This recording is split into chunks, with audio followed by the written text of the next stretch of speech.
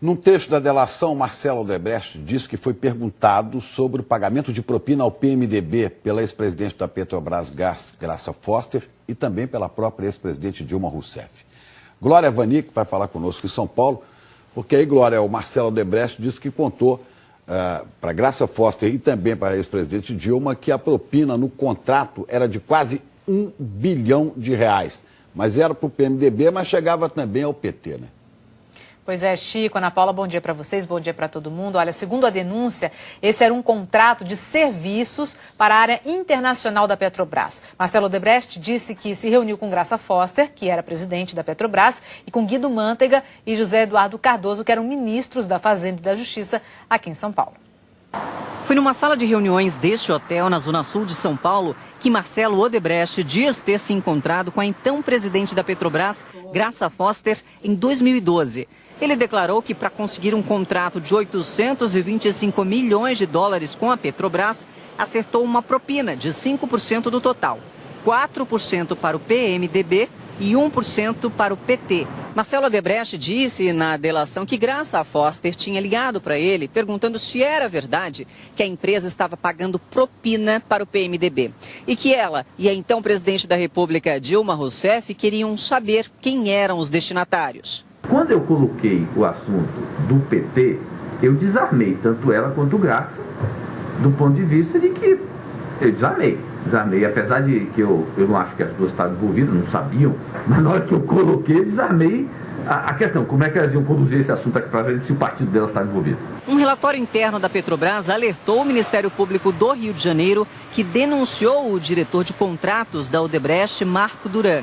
Marcelo Odebrecht afirma que trocou e-mails pesados com Graça Foster e depois se reuniu com a então presidente Dilma Rousseff. Segundo ele, Dilma disse que ele e Graça teriam que se entender e então pediu que os ministros da Fazenda e da Justiça à época entrassem na conversa. Vamos ver seguido, José Eduardo Cardoso resolve para apoiar vocês nessa relação com Graça. O empresário declarou que levou o então diretor jurídico da Odebrecht, Maurício Ferro, para um encontro com os ministros à época da Fazenda, Guido Mantega, e da Justiça, José Eduardo Cardoso. A discussão era para resolver o problema da minha briga com Graça e de como ia resolver o problema do meu executivo. Não se falou da ilicitude do contrato. Onde ele tentou construir como é que eles me apoiariam com uma carta da Graça para aliviar o que tinha ido para o Ministério Público, para aliviar a situação do meu executivo que estava sendo processado no Ministério Público. Bom, esse assunto, por alguma outra razão, que essas coisas eu não me lembro, aí mistura o Lava Jato, você entra tudo, acabou não se resolvendo. O contrato foi renegociado, redução de escopo, a gente acabou tendo prejuízo, mas não se resolveu. Marcelo Odebrecht afirma ainda que não sabe quem seriam os destinatários da propina, que não foi possível resolver esse impasse, que as faturas acabaram não sendo pagas e que o contrato foi reduzido de 825 milhões de dólares para 481 milhões. Bom, o PMDB afirma que arrecada recursos de campanha dentro da legislação e está à disposição para esclarecimentos à Justiça. O PT não comentou.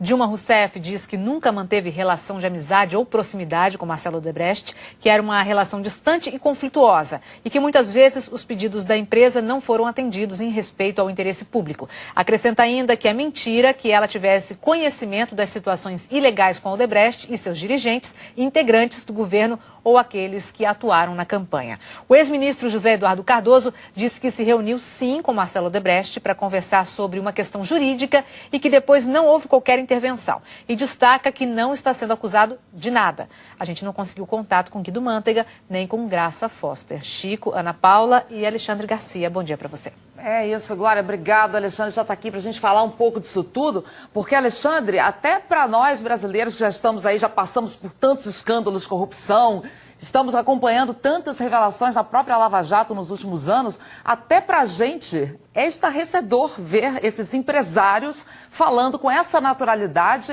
dando uma aula aí de como eles cometiam crimes, né? Uma aula de gerenciamento de propina. É verdade, Ana, Chico. Segundo o Emílio Odebrecht, esse esquema começou há 30 anos, quer dizer, desde 1987. Por 30 anos, nós esperamos por uma lava-jato, nós brasileiros. E nesse esquema que virou rotina, compra-se e vende-se de tudo. O mérito da concorrência só existe no exterior, aqui só no papel, um fingimento de legalidade. Aí, somando-se as cifras de depoimentos, a Odebrecht pagou por obras 225 milhões, por medidas provisórias 170 milhões, por diretorias em Furnas 20 milhões, por medo de José Dirceu 500 mil para ajudar a eleger o deputado federal filho de Dirceu. Pagou até um pastor para fazer pergunta favorável a Aécio num debate. Isso tudo segundo depoimentos da própria Odebrecht, alguns a gente ouviu agora. Pagou sindicalistas para não haver greve em obras, a policiais para ter segurança em canteiro e até para índios não fazerem movimentos ambientalistas em hidrelétricas. E aí se descobre que o negócio mais lucrativo do planeta Terra é ser governador como Sérgio Cabral, embora haja o risco de parar no presídio. Marqueteiros recebem fortunas ilícitas para dourar meias-verdades. O presidente de hoje, da atualidade, da Odebrecht, diz que ninguém se elegeu sem caixa 2, que é dinheiro que só nega imposto. E o presidente de ontem, da empreiteira, dá o testemunho de que começou há 30 anos e se queixa até das goelas abertas por dinheiro. Hoje é um dia bem apropriado para falar desse nosso calvário, essa via crucis de provação para pagar os nossos pecados quando damos a alforria do voto aos Barrabás. Quando acreditamos que possa haver bons ladrões. E quando a Lava Jato nos acordou, vemos que nos levaram dos impostos, da saúde, da educação, da segurança, do saneamento, muito, muito mais que 30 dinheiros. Ana e Chico? Obrigado, Alexandre.